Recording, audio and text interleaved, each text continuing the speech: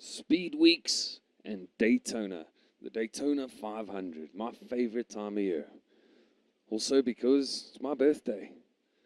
So usually there's a fire going, some meat cooking, nice ice cold beers, and sit back and watch the Daytona 500.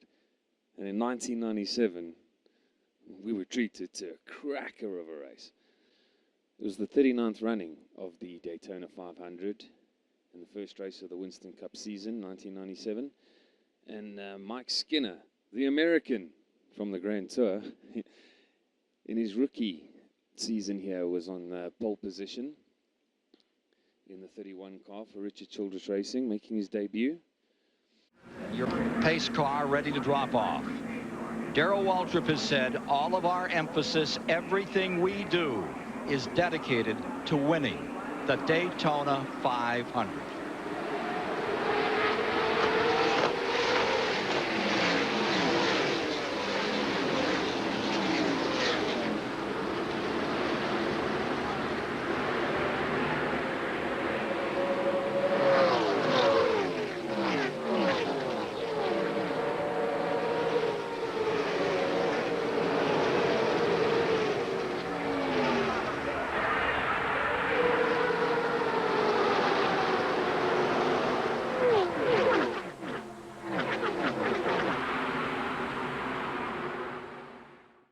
So as they headed into turn 3 here, you can see Dale Earnhardt, he's already on the move. And they go into turn 3, he's in third, fourth place, battling away there. And as they came out of turn 3, everyone else tucking in nicely behind. But Dale Earnhardt was making his move on the outside, up at the front, and he would take the lead of the Daytona 500. At this point, Dale hadn't won the Daytona 500 yet in his very long and illustrious career, but no Daytona 500 win just yet for Dale. And then lap 8, wow, Robert Presley, this was doing a flip there. Luckily he landed back on his wheels. Car did slam into the ground pretty hard, and maybe Presley was lucky there not to have sustained any serious injuries. As they got back under green, Earnhardt continued to lead, and the race would settle down a bit here. See here, Skinner and Earnhardt were leading, but then the rest of the field started to make moves, beginning with Jeff Gordon. He would get past Skinner, and Bill Elliott was in the sandwich there of cars going 3 wide. Great racing at Daytona, and 40 laps in, and they were starting to get racy. Jeff Gordon was hunting down Earnhardt. And then, this was Spencer. He had suffered a cut tire, and he slammed into the wall, and that started the usual bit of a chain reaction. Luckily, not too many guys were involved, but it was Bodine and Cope who were trying to miss him, but they got collected in a bit of a multi-car collision here, which brought out the second caution of the day, and they all headed for pit lane. This was Sterling Marlin. Ouch. He took out his jackman. I think luckily he looked okay there. So the Flying Aces got to work on Earnhardt's car, and they were a bit slow, as they were sort of the whole race, really. It's very strange for them to, they were having an off day, sadly, at the Daytona 500 of all places. But when they came out of the pits, it was Waltrip leading from Ernie Irvin. And Irvin would get past Waltrip into the lead eventually. As they all left pit lane, you can see Dale Earnhardt was back in the pack a bit, sort of in the mid-pack. And later on in the race, Jeff Gordon, he'd go through into the lead. And by this time, Dale Earnhardt had just caught up to the back of the leading pack. He was behind Bill Elliott here. We used to call that car the clown car, because Ronald McDonald. And then the Dale and Dale show began. as this is Earnhardt drafting Jarrett on the high side. And they're looking to get past Bill Elliott here. And the Ford cars, they seem to run pretty well in the high groove. And if the guys got stuck on the low side, they would just get overtaken in the draft. Some good racing as Earnhardt was trying to force his way back up to the front of this front pack. He didn't want anybody to get away from him there. You can see how close they go. Give him a little bump. There we go. Get a move on, mate. Let's get past this guy. Yeah, Earnhardt. Then another incident. This was Ken Schrader and Steve Grissom getting together into the outside wall just before turn 3. And this effectively left both drivers out of the race. As you can see here, they were going low, and they just went a bit too low. And yeah, luckily there was Skinner there, almost getting taken out. And luckily the guys behind could also avoid the accident. But this was time for the pits again, and Jeff Gordon had a bit of a slow stop here. Had a wheel lug problem. And Earnhardt again, they just weren't as quick as they usually were. A lot of guys were getting off pit road long before Jeff Gordon and Dale Earnhardt. And it would, this would, once they got under green again, it was Mark Martin. It was actually Greg Sachs who would take the lead coming out of the pit road, but Mark Martin got past him. And then with 90 laps to go here, you can see Jeff Gordon gets it all on the high side, loses 3 places.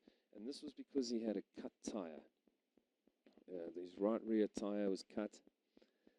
And his crew chief, Ray Everham, he called him in, and they would change both right side tyres. And Mark Martin continued to lead there. So Jeff Gordon, he had to cycle around for a lap, going slowly, and then hit pit road with a 65 mile an hour pit limit. And there was a chance here that Jeff Gordon was about to lose a lap and effectively be out of the race. His pit crew did a great job here. They changed both right side tyres and got him back out. This was about 10 seconds stationary time. It was a great call as well to bring him in, because he wouldn't have made it much longer out there. He would have fallen further back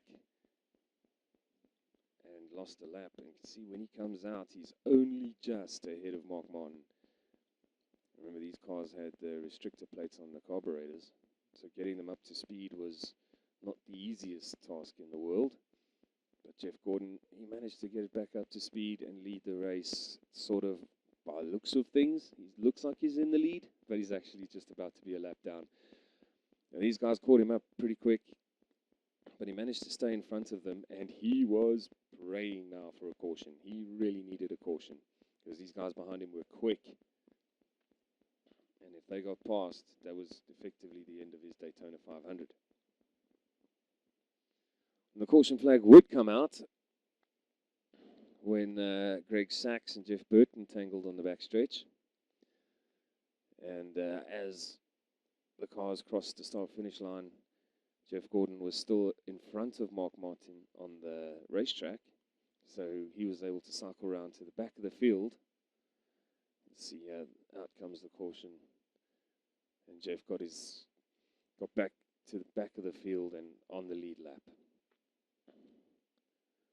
Jeff Burton there, these two were both sort of effectively out of the race, but Burton, he was actually able to get back to pit road, get the car going, and finish the race in 11th place.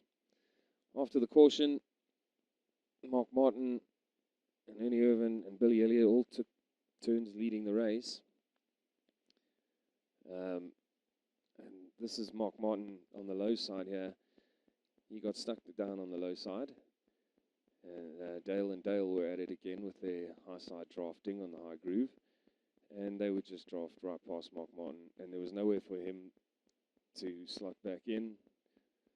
So he effectively just had to drop right to the back of this train of cars, and they were all in the high groove, just drove right around his outside. This was Billy Elliott taking the lead here. Nicely around the outside in the high groove. And Dale Earnhardt coming with him. He was on the charge, desperately looking for a Daytona 500 victory. Those cars run side by side back there for second place. That's what Bill Elliott likes to look up in his rearview mirror and see. And look who comes to second on the outside. Here comes Earnhardt. Ernie Irvan right back on the bottom. I want to show you this pass in a moment, but look at this race. You have two teammates on the inside of Earnhardt fighting back on the inside. Ernie Irvan's trying to take it as they go into turn one, side by side with Earnhardt running second. Dale Jarrett down there. He got shook out a moment ago, but not far back. He pulled himself right back up by the bootstraps into this battle. Four-way contest for the lead. Ernie Irvan back for first place. Back straightaway, 3,000 feet, 190 miles an hour. And you can't get a piece of paper between, well, you can at this moment, going into turn three. Back up, he brings it down out of turn number 4 and to the line to complete the 157th of 200 laps. Boy, Ernie Irvan needs some help down there. He's caught without a drafting partner on the inside. That outside line should move along, but Ernie Irvan showing a lot of muscle being able to stay up there without any help. Caution would come out. There was a piece of, the commentators say this is a piece of something called aluminum that was on the racetrack. So all the cars, they headed to pit road. And again, a bit of a slow stop for Dale Earnhardt. Bill Elliott, Mark Martin, Jeff Gordon, all the front runners were pitting. And this is where the pit strategies would become important, because some of the guys took 4 tires. These guys coming out here, they only took 2 tires. So it was Earnhardt's crew hadn't had the best of days, and they thought, oh, we can make it to the end of the race on 2 tires, so let's just take 2 and go for track position. Bill Elliott needed a push out of pit road. He came out behind Jeff Gordon, and as they got back underway, it was Ernie Irvan in the lead. Not Eddie Irvine, that's a different guy. But he was soon caught and overtaken by the man they call Awesome Bill from Dawsonville, Bill Elliott. He led from Earnhardt and Jeff Gordon. And we're getting to the end of the race, close to the end of the race now. These guys, they wouldn't have to pit again for fuel or tires. But remember, some of them had 4 new tires. Some of them only took 2. Earnhardt was one of those who took 2. The guys in front of him and behind him at this point, they had 4 new tires. And Jeff Gordon went for the overtake here. And, well, it all broke loose there. That was the end of Dale Earnhardt's 97 Daytona 500. Car rolled, hit the wall. Looks like it was Lady Luck destroyed. deals a bad hand to Earnhardt. And here's number 88, Jarrett, back underway. Caution is out. This is in lap 188 as they come to the line. Elliott brings them across, and there's damage on the side of number 24, Gordon. Dale Earnhardt, who was so savaged in that race at Talladega, and he got out and waved to the crowd. Broken ribs, broken sternum, broken collarbone. And he gave the crowd the thumbs up. Here and he he's comes. climbing out again. Truly a remarkable American hero, stymied another time at Daytona.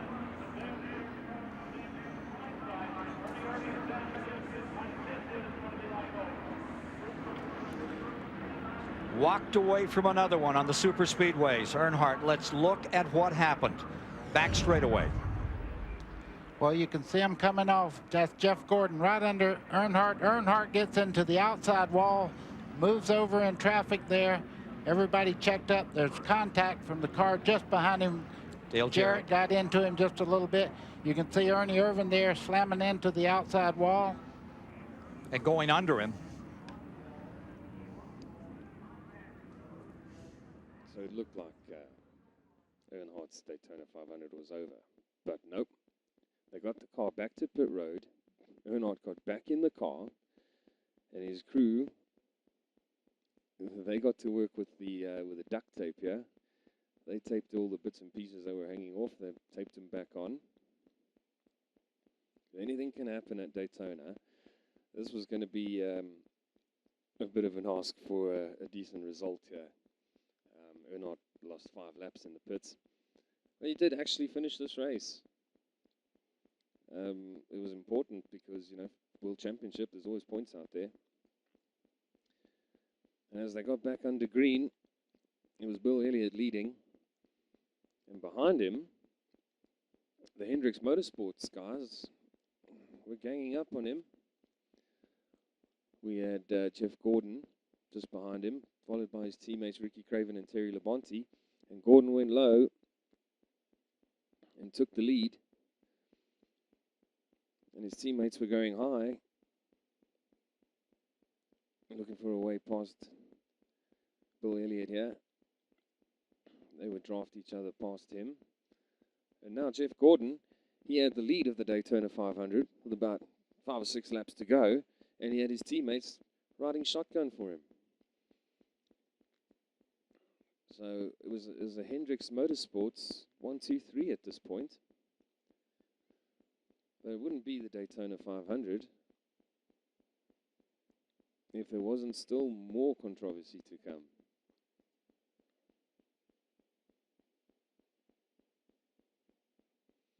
The big one happened on lap 196, and that brought out the caution. There were 13 cars involved in this one.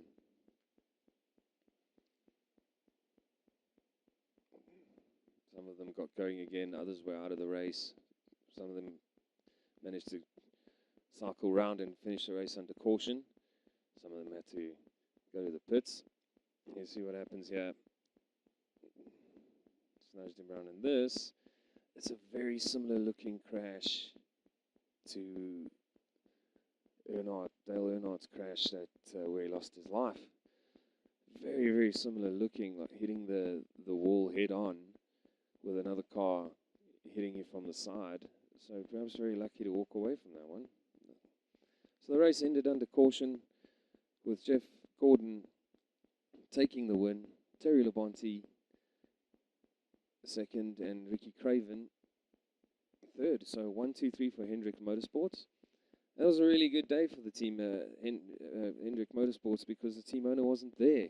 He was, in fact, been diagnosed with leukemia, and he wasn't at the race. So it was a real important one for these guys to bring a result like that. And here's Jeff Gordon on the phone with his team owner.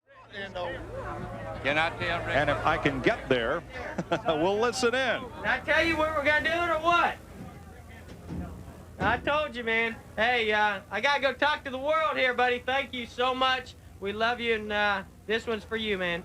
So that's it for this video, guys. Hope you enjoyed the 97 Daytona 500 as much as I did. What a drive from Jeff Gordon to come back like that. So until the next time, guys, have a good time all the time, and I'll see you in the next video.